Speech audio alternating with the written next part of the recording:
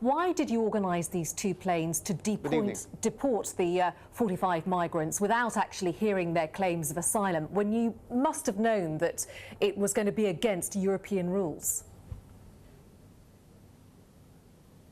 What we said is that we were considering all options, and we made this decision to consider all options because we wanted Europe to wake up to smell the coffee.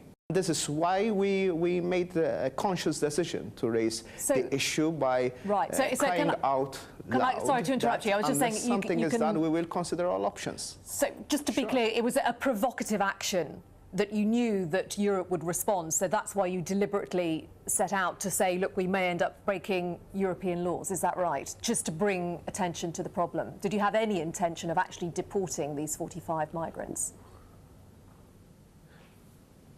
Well, when you are left on your own and you are left with years and years of empty talk and very little solidarity, you have to consider all options.